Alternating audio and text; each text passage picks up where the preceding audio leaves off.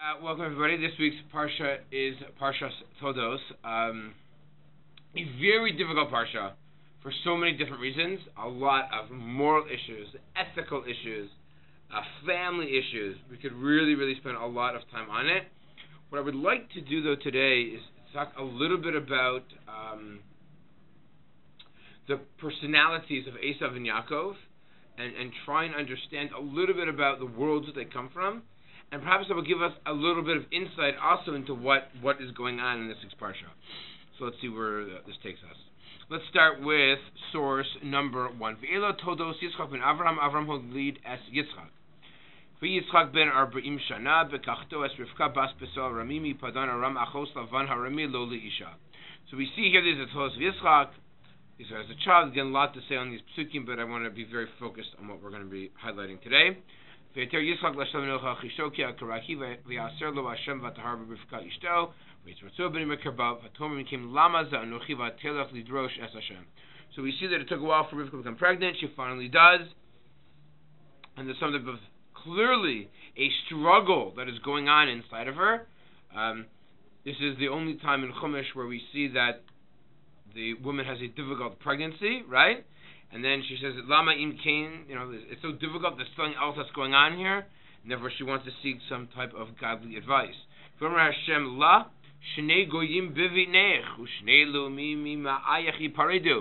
Rivka is informed of this very important information, that in fact she has two nations inside of her, and two, perhaps even diametrically opposing nations will come from her. And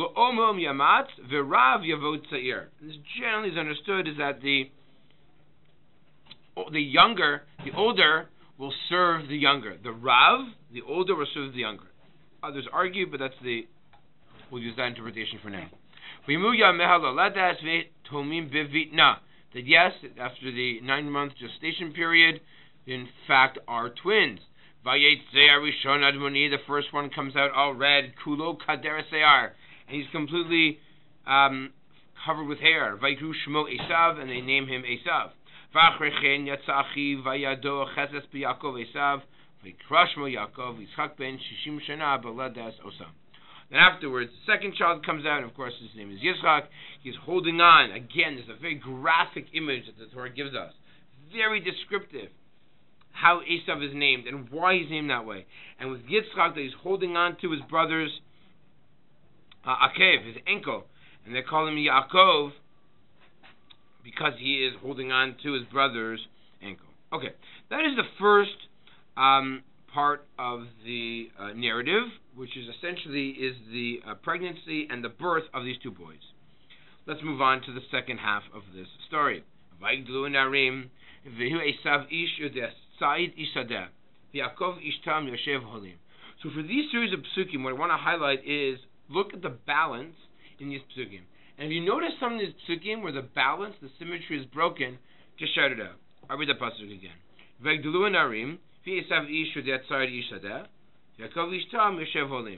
So what is the topic of this pasuk? What's the topic of this pasuk? They're two different jobs, professions, beautiful, right? Very good. One is Esav, one is Yaakov. Okay, we see those are their two professions. Wonderful. V'yahav Yitzchak et Esav ki seid befiv, v'Rivka heves es Yaakov. So, what is Pasuk of Ches all about? What's the theme? The parents are playing favorites. Okay, so again, what's the theme? The theme is if 27 is about if 27 is about professions, what's 28? Relationships. Okay, relationships, parent to child. So where's the asymmetry? What's missing? There's no reason why Rivka loves. Wonderful. It doesn't say the reason why Rivka loves her son. Now, should there be a reason why Rivka loves Yaakov? No, because they're their child. Why? It's usually enough to say, "Oh, I love my child." Does he have a reason? He's good in math. He's good in sports. He's the top Gemara said that's not should be a reason why you love your kid. Most people love their children not because there's a reason, but because of their child. So immediately this is very striking, right? Something really, really stands out here. What is this? That Yitzchak loves Esav ki tzayid befiv. And what does that mean, by the way? What does it mean that tzayid? Usually, where is tzayid found? First of all, what's tzayid? Hunting. Where is hunting usually found? Here's to describe, like, where's hunting found in a human body? Where would you generally say there's hunting found? Your hands, no? You're a good archer, you're good with the bow, you know how to set good traps, you know how to stand behind animals, trap them, like leap on them and pounce on them. And I don't know, like, that to me is how you describe tzayid. What's tzayid befiv? Very strange language, right?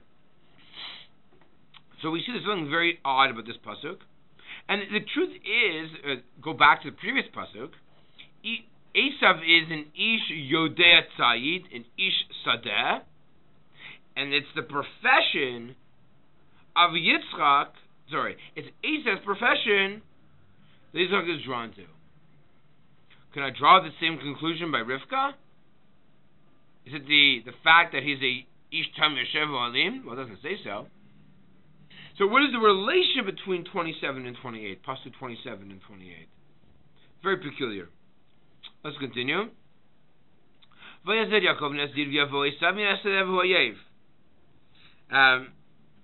along Esav from the field and he's tired. I'm just going to digress for a minute. This is one of my favorite Vartoras ever. I say this every year. Actually, I said it last time I was at a wedding and I was at a chuppah. I turned to the Rabbi, actually read the ksuba. We were schmoozing afterwards. I turned to him. We're exchanging Divrei Torah. It was very rabbinic. What can I say? And I said, "Oh, here's a great Vartorah for you." So here, what's this Vartorah? So this is a very strange pasuk. No, Esav turns to Yaakov and says, "Give me some of this what? Adom adom red. Why? He's tired, and therefore that's why they called him red. By the way, what is he referring to? What's he calling red? Lentils. So why doesn't he call it, as is described clearly in the previous pasuk, nazid? Or in Lamed Dalet it says, right? Yaakov gives Esav lechem nazir dashim. So why isn't this soup referred to as nazir dashim? What does Yaakov call it? What does Esav call it? Red. That's strange. I believe the Torah is actually saying something very insightful here. What's the Torah saying? When Esav sees something, what does he see? He doesn't see soup. He doesn't see the nazir dashim. He sees color. What is color? Color is the most superficial way to describe something. Right? Wow, how was that book? It was blue. What are you talking about? That is totally irrelevant. The fact that there's a chumash that has a blue cover to it says nothing about the content of the book. Color is irrelevant. Right? It doesn't say anything about the content or what's behind it. It's just color. What's the Torah, I believe, trying to say? When Esav sees something, he doesn't look at the depth. He looks at superficiality, chitzonius. Right? He's not a person of insight, of an analysis. He's a person of superficiality, quick fixes. Isn't that cool? Love Lane Chumash. And what does Yaakov then say? Okay, you want this soup? Sell me your birthright. What? How do you sell that birthright? Very strange. He just says, I'm about to die. Lama zeli b'chorav. Who needs a firstborn? Yamar Yaakov Shavali, swear to me. He swears to him and he sells it. And then Lamed Daled Yaakov Nasan Lesav Lechon Zeder Shiva Yocha Vayesht. Eats, drinks, Vayakam Vayelach. Gets up and goes Vayives. All these verbs, the most verbs ever found in the Chumash, back to back. There's a lot of action going on here. And the Torah, I think, wants to indicate that Vayives Esav is the Bechorah. He didn't just sell it. He scoffed at it. He belittled it. He's like, it's ridiculous. Man, I got a great deal. He's like gulping down the food. He's like, oh man, all this for a birthright. Picture this, this guy. Can't picture yourself like over obese because he's a hunter. So he's in good shape. But anyways, it doesn't matter. So there's something which is very strange. Relationships with their parents and their jobs and their professions and the birthright and their names and two different nations and a struggle in a womb. How are you supposed to make some type of sense of all this peculiar information? So let's see what Rashi has to say about this. So Rashi says in source number 2,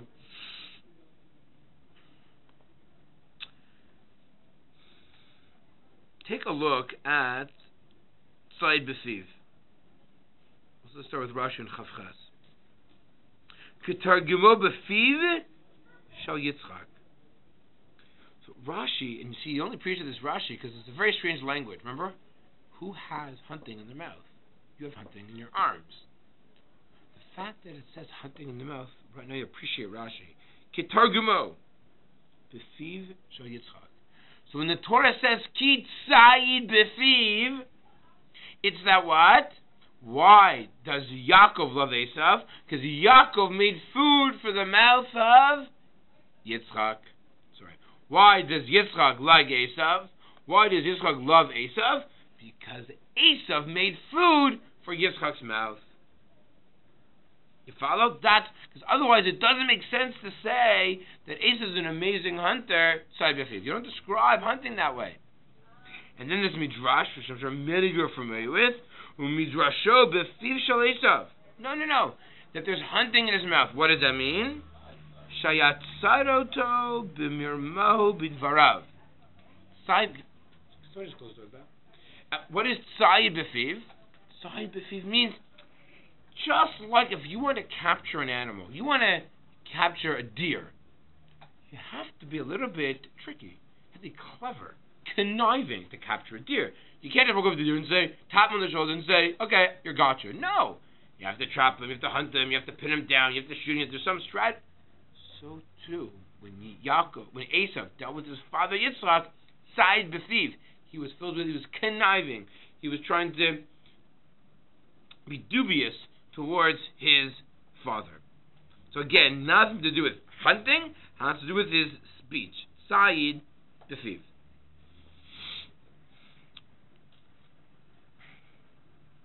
Now, we see here that there's a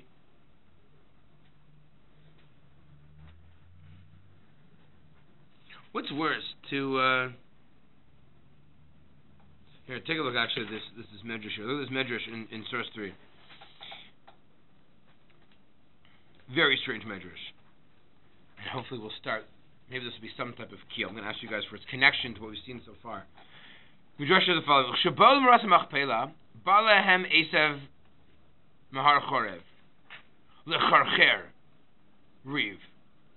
So they're on their way to Maras Machpelah. This, by the way, just to give you a context, this is the end of Chumash. They're on their way to bury Yaakov.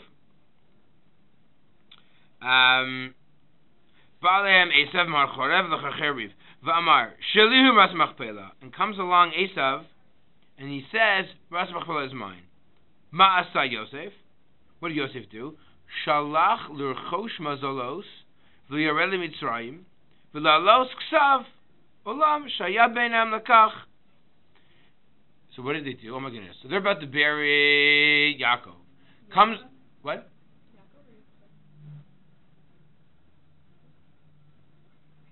Yeah, no, they're about to bury Yaakov. They'll bury Yaakov. Esav comes and says, "You can't bury Yaakov here. This belongs to me." So what happened? Where are the brothers living at the time? In Mitzrayim. So Yosef says, okay, fine. I'll get you the shtar, I'll get you the deed, the title to this land. We don't have it with us. One moment, please. They went to Naphtali, who is Ayala Shlucha, the Chomeshes, and to fly back to Egypt to go bring the title for the land. So there's whole balagan. This is outside Maras Machpelah. There's Esav coming, and there's Naphtali running back, and the brothers are waiting. And meanwhile, the burial of Yaakov is being delayed. Chushim ben Dan haya pagum ba'ozno b'ilshano. Chushim ben Dan, Chushim, which was Dan's son, was pagum ba'ozno, which meant he was deaf. B'ilshano, and he couldn't really speak. Amar lahem ipnei ma nachnu yoshin kan. So he spoke. So again, what does it mean he spoke? He went like kind of what you do after you wash. No, you know, like that. What's going on? Haru ba'atzba'o. They pointed and they said, Amar lo bishvili shazeh. Because of that guy, who they point to? Esav. There's a delay. Shalaf es charbo vehitiz es rosho shel Esav. Chubim ben Dan pulled out a sword, went over to Esav, and beheaded him. V'nichnas harosh l'soch Maras Machpelah. And Esav's head, you ever heard this mentioned before? Rolled into Maras Machpelah. Okay, fine. That's the end of our story. all intents and purposes. So when you ask little kids, who's buried in Ras Machpelah? They'll say what? Adam and Chava. They'll say Avram and Sarah, Yitzchak and Rivka, Yaakov and Leah, and Esau's head. What's going on here? Okay. Let's talk for a minute. How come his head makes it in? So here's something fascinating. The person who's deaf, who can't hear, uses his hands, a sword, to behead the guy who's a warrior. Kitzai befiv, right? He's some type of warrior, he's a hunter. Interesting.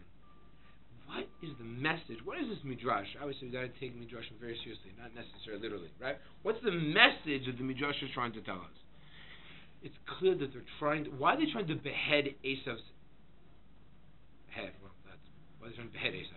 It's obvious when you behead somebody, that's what you're doing, right? Why is the message that the midrash is trying to say? So, there's an argument, there's a theological argument. I don't know how many of you are aware of this. Have you ever seen, we've been down the hall to the Catholic Society over there. So, priests wear a collar, right? Anyone know what is the theological significance of a collar? Why do they wear a tight collar around their neck? Which is perhaps one of the reasons why Hasidim do not wear ties. You ever notice that Hasidim don't wear ties? Hasidim don't wear ties. Maybe at a wedding. Maybe at a wedding.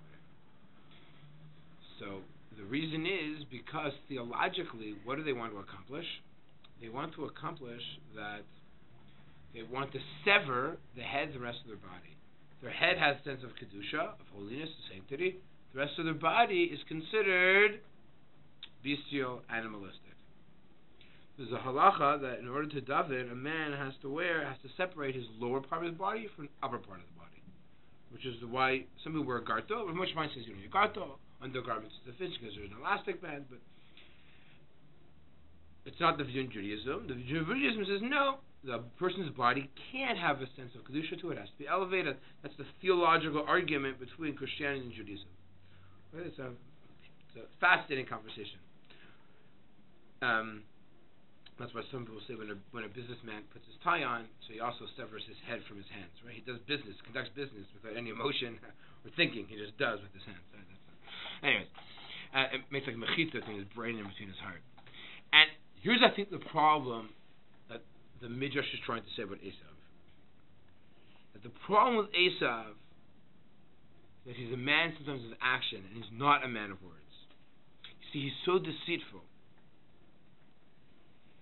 Does he really realize? I believe he's very conscious of what he's doing.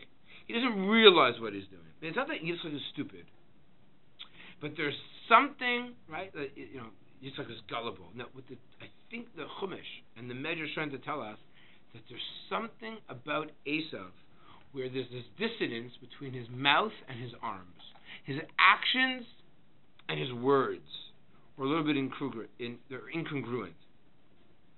What's interesting is, I'm sure you're all familiar with this,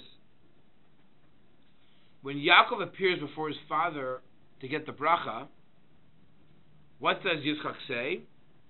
Take a look in source 4. Look at Pasuk Kafala from Yitzchak el Yaakov Geshana v'Ushcha b'ni Hataze b'nei Esav l'mla. I want to feel it. V'yigash Yaakov el Yitzchak v'aviv v'yimeshu v'yomer Hako kol Yaakov v'hayadayim yidei Esav. A famous line.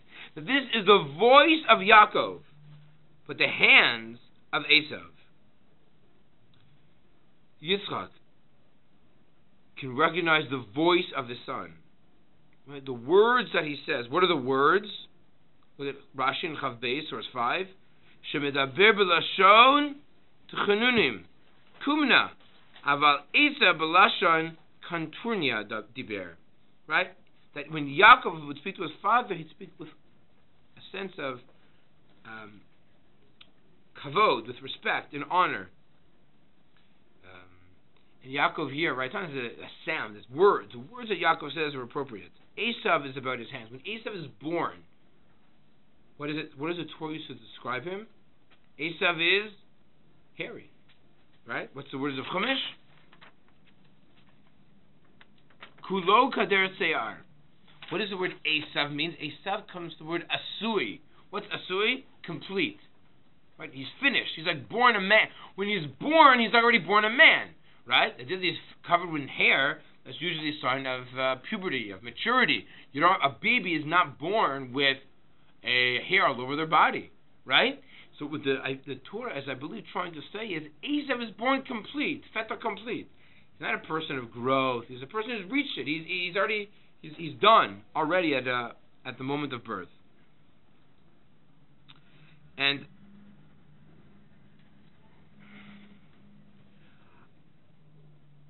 I think but what happens to Yaakov?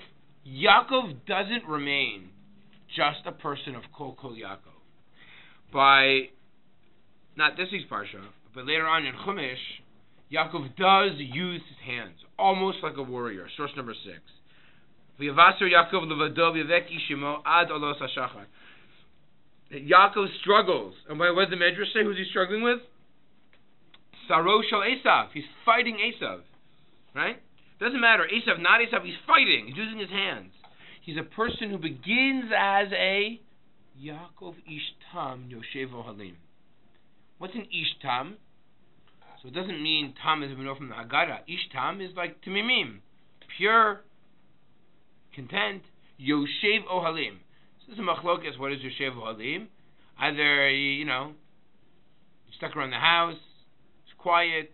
Also means Yoshev, also often, if you were a shepherd, you were a Yoshev Ohalim, which makes sense because the family of shepherds, because you'd pitch tents, because you needed to be watch your sheep in the field, so you took your tent with you, slung it on your back, watch the animals, and pitch your tent out there.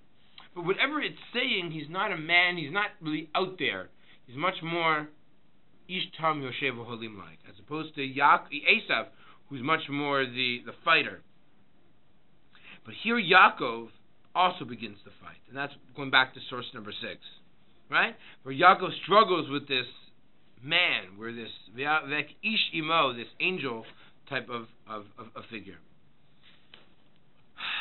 See, hands are something which is external, right? You engage in the physical world with your hands, which is why the first thing you do in the morning is you have to wash them. The idea is that way you're going to interact in the physical world is going to have some type of kedusha to it, some type of purpose to it. You have to be much more conscious. We're not aware of this because we don't really keep laws of Tum and Tahar anymore. But yadayim askaniyosem, right? During the day, your hands would often touch things that were considered impure, right? So, well, why we wash before bread? Again, just to remind ourselves this higher level of kedusha that we try to keep when it comes to before we interact with food, as opposed to something which is a kol. What is a kol? Kol, it comes inside, right? A voice is in this way that we express what we're thinking. That's the idea of sound, right? If you want to connect to somebody, you connect to them through speaking, right? Also through touch, of course, with your hands. But it's almost as if what makes us human, right? The Onkelos says what makes a human human. So he defines Tzelem Elokim as a memalala. Our speech is what makes a human human. Other animals don't communicate; they do. But speaking through kol is a far more, it's a vastly superior form of communication to the grunting, to the sounds that animals make. They communicate, but not nearly as sophisticated as a human being. Tell the Medrash in source number 7. By the way, it's just almost as if like hands are very similar in the animal kingdom. It's the voice that almost distinguishes us from the animal kingdom. Source number 7. It says in the Gemara, Hakol kol Yaakov Yedei Esav, Hayadayim Yedei Esav Zo Malchus Harasha, Shechrivas Beisenu Sarfas Echalenu Veglisenu Martzenu. Right? By the way, what is Esav? According to Chazal, Esav was Rome, right? So it was the Roman Empire that destroyed the second base of Mikdash. And again, why? Because Rome was about the beauty and the construction, right? Think about the Greco-Roman world, right? The beauty and the buildings and the statues, right? That's what they were into doing. The Gemara says the Roman Empire did wonderful things. They built bathhouses and they built roads and they built cisterns. wasn't all terrible, right? It was, again, construction and building, which is all done using the hands. Devar acher kol kol Yaakov, ein lecha tefila shemuela she'ein ba mizor shel Yaakov. That prayer, again, prayer, speech, is something which is called. Again, the Gemara sees that war, fighting, is the world of Esav. Tefillah, prayer, is the world of Yaakov. And again, by the way, Shechariva, that destroyed, again, is the word Cherav from the word sword. So, again, we see this almost like division of it. Rashi, earlier on, I want to come back to Rashi now.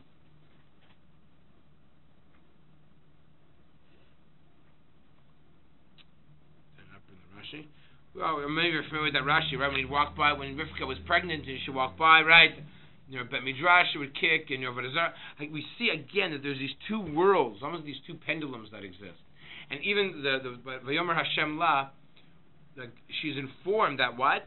That there's going to be this seesaw battle. For Rav Yavot Sa'ir, that there's going to be, when one is up, the other is down. When one is down, the other is going to be up. There's going to be this internal strife that happens. This battle between Kol and between Yadayim. The power of voice, the power of tefillah, the power of humanity, and the power of Yadayim, the power of construction, the power of war, of military prowess.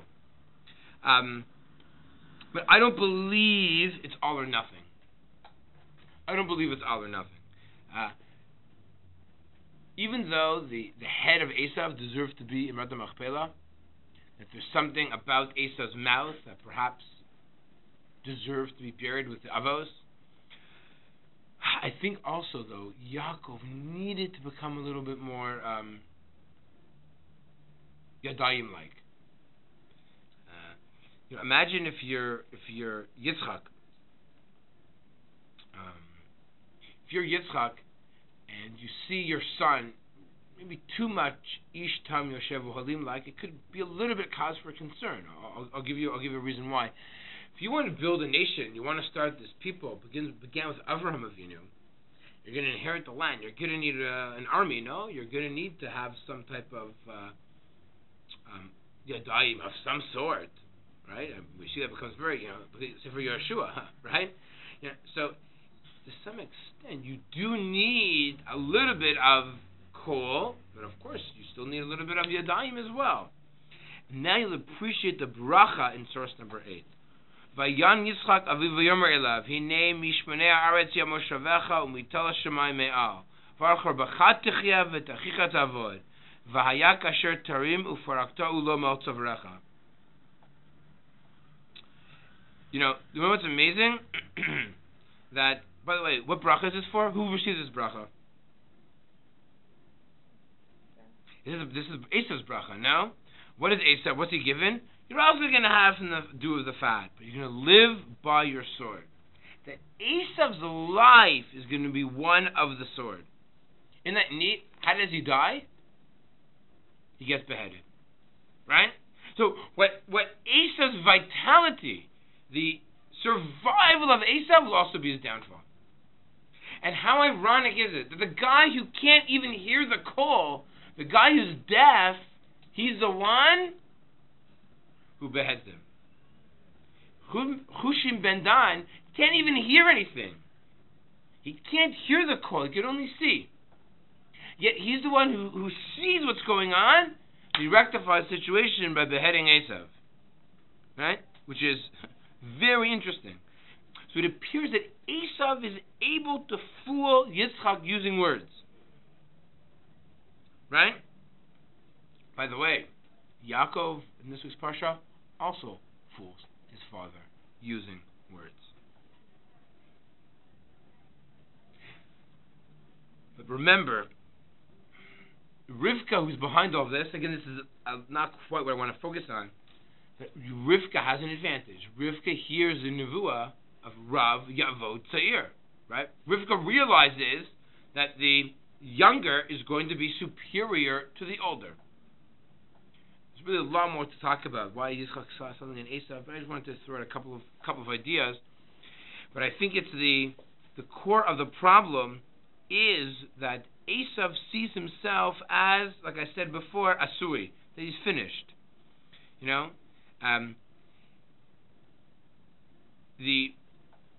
why specifically is Esav given the bracha of you'll live by your sword? Again, a sword is technology. If a human being would try to attack an animal without using any technology, meaning whether it's a trap or a gun or a bow and arrow, humans would lose every time.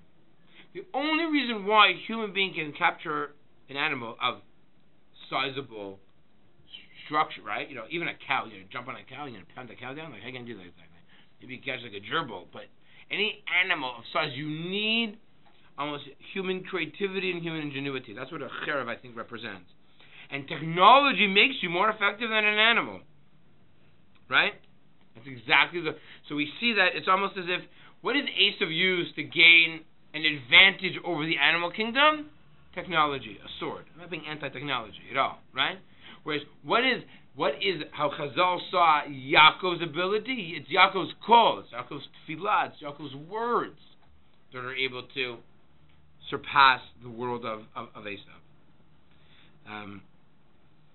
That's why, in source number 9, the Midrash says that Esav is like a pig. Why? Remember, right? What did Esav do? Everyone know why Esav was like a pig? What did Esav ask his father? Everyone know that maybe just when you were a kid. What did Esav do? Daddy, how you trick his father? Do you have to take truma from salt? Do you have to take meiser from salt? You have to, right? He would ask on silly things. You don't take truma from. He'd ask these questions, therefore tricking his father that he was such a frumma yid, right? Again, there's this disconnect between Esav, between what he says. Chazal understood this, what he says and what he does. Just like a pig. What does a pig do? It shows on the outside, I'm kosher. Look at my split hooves. I'm sure you've heard that before, right? The insides are, he doesn't chew his cud. But when a pig sits and he puts his feet out there, it appears as if he, quote unquote, should be kosher. Look at my split hooves. And that is what I believe the Midrash is saying. Why is Esav like a pig? Because on the outside, what's he trying to show? That he really is the right person. He really is his external self is what he shows to his father, and that's what perhaps he's able to trick him. Haliteni. What's Haliteni? Look at source 10. Eftach pi v'shafach harbe letocha. K'mo sheshaninu ein ovsin et hagamal v'malitinoto. The word Haliteni, here it says that, will you give me, and like literally pour it down my throat. Shafach harbe letocha. Like open your mouth, kind of like people do when these, when they're at some party. They take the content of the bowl, a punch or something, they just pour it down their mouth. That's what he says. That's what the Gemara here, the middle. Rashi is quoting this. I think it's a Gemara actually, right? Just like the way an animal eats, right? Again, by the way, an animal. Interesting. The Rashi quotes a gamal, again, a non-kosher animal, right? By the way, a camel is the opposite of a chazir. It has split. It chooses cud, but doesn't have split feet. So again, what I think Esav is arguing, I'm trying to show that I'm really good. I have something of value, but it's superfluous. It's not really true. And to some extent, Yitzchak sees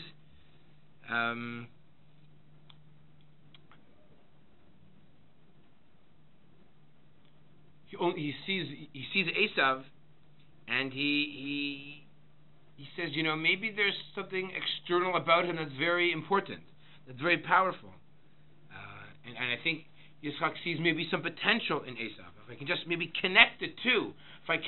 If outside he's okay, and maybe sometimes he has the right intent, maybe if I could improve that, maybe it can change him a little bit. And why does Esav despise the Bechorah so much? Why is he so angry at it? Like, why does he sell it and he's bizayon? Why that might be the case? And I think, what is the function of a Bechor? The function of a Bechor, rather up until this point in time, there's no Kohen. The Bechor is the one that's supposed to serve the family. Serves the family and serves God. The Bechor is the one who has to take responsibility for the family. And that's to some extent what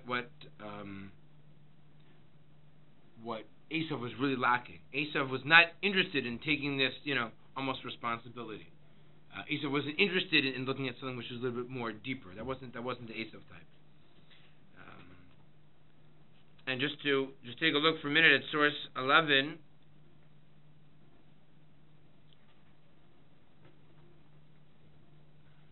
Let's skip a little bit here. Let's go to 13. Well, 13 connects to the other two. How is Amalek? So Amalek attacks Bnei Yisrael and Refidim.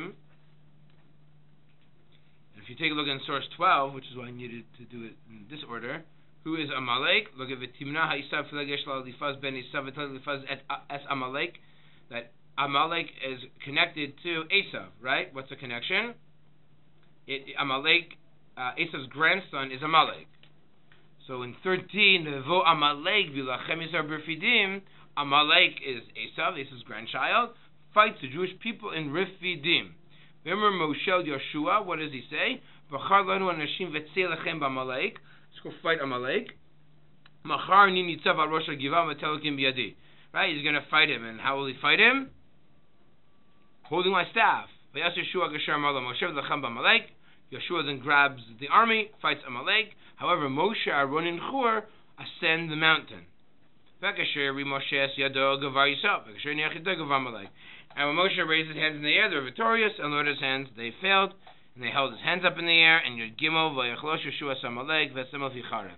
And that's in that knee. How is Amalek defeated? With the Cherev, which is supposed to be the way Esav was going to survive. And I think this is the right balance. That is why Yaakov, before he could return back there to Canaan, had to fight and battle using his hands. And in fact, living in the Galus, living all those years in exile with his conniving father-in-law, he learned to be a little bit more Esav-like. Not that everything with Esav is bad. There is value in using technology. There is value in being a little bit more militant. Those things do have value to them. And maybe that is what Rivka realized. That Yaakov is in fact the one with the potential. It's not Yitzchak. I mean, neither of them are 100% perfect. But it's the Yaakov. You have to first be grounded in Ishtam Yoshev Halim, and then maybe you could develop your other aspect of yourself. So, when, it's almost if you need the Kol Yaakov, and then you can use your Yadayim to help guide you a little bit. And what is here? So this battle with Amalek is the two parts together. That what does Moshe do? Well, it's very simple. Why does Moshe stand on top of a mountain? So the Chazal say this is Lashon Tfilah, that Moshe was flanked on both sides by people. Anyone know that's a source of why you need, when you learn from the Torah, why you need to have Gabayim? Believe it or not, it's a halacha brought down business pasuk. When you learn from the Torah, you need to have people stand on both sides of you. Why? Because that's the way it was by Amalek. And that's the way it was actually by Matan Torah. When Moshe got the Torah, there was Yeshua and there was Aaron. You can't do things alone. You need to be surrounded by people. And when Moshe was a lashon of tefillah, Moshe was davening on top of, was offering a prayer, right, hands up to heaven, right, well, it's a sort of prayer, or connecting to God, or looking at God, or recognizing God. And you also need to fight. You also need to battle in order to destroy Amalek. And maybe, so Moshe davens, and what is he? He uses his hands. He's using his yadayim also. So Moshe, he's looking up to God. He's using his yadayim, and that's the only way to defeat Amalek, is to have both yadayim and kol to defeat Esau's family. And of course, it's this consistency between what is inside and what is outside. It is this notion of we are not asui, we're not complete. We have what to develop and what to become. Esau was almost like stagnant. Yaakov needed to develop. Yaakov needed to develop a little bit more Esav-like. Esav had no opportunity for further growth because he was already a Sui. As the Yaakov, you see, when he was born, his hand was reaching out. He wanted to grow and develop and become a little bit more. It's not just enough to be an Ishtam Yoshev Olim, requires a lot more throughout his life. So Esav might be a good talker, but it's just insufficient. It's incongruent, as Chazal said, with inside of who he was. And he doesn't want this responsibility of the Bechor. Esav, he wants shortcuts. He wants to do things on his own, as opposed to, I think, with the purpose of Yaakov is really all about this idea of developing and trying to connect the words of actions and the words of speech, words of tefillah, and the words of interacting in the world should really become unified together. And just to end it off, this is what happens at Matan Torah. What happens at Matan Torah? It's the third day. You have both of these concepts coming together. You have the call. You have take a look. In the morning, kolosu vrakim and the kol shofar chazak meod. There's a sound of the shofar which is very powerful, and that's the truth is, I apologize, there's much more about the call by Har Sinai. It's much more the primary aspect is this aspect of sound. What is the next major narrative after? What just happened before Parshas Yisro was Parshat Bashalach, where they defeated Esav by using their hands. So I still think it is this duality of using this Bashalach, of using the action, using the physicalness to destroy Esav, and also on Har Sinai, accepting the Torah, where the emphasis clearly is much more on Kol Shofar, and God speaks to Moshe using the Kol. That's clearly how we connect to Torah. It is through the Kol, and eventually we're using our hands in order to be able to destroy our enemies and to engage in this world. There's really so many different themes that are happening in the Parsha, but I think ultimately what the beginning of the way they were born says a lot about who they are and what they are and what we need to become.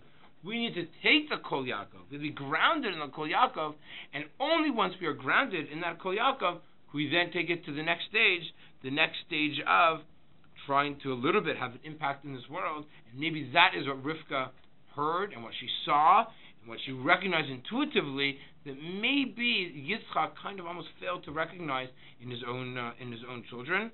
But I think ultimately what's really neat is that eventually what will happen to Esav?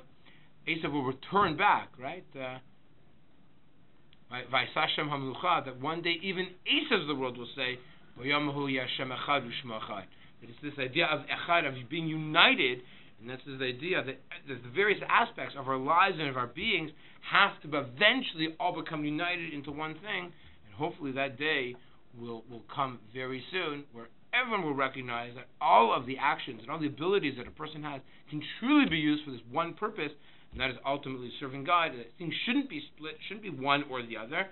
Really, it's all of us, it's our entire body. It shouldn't be severed with the head, it shouldn't be severed anywhere. It's almost as if we should use all of our abilities in order to ultimately serve Hashem. That is really the purpose, almost, of what we are here for in this world. Whew. Have a good day.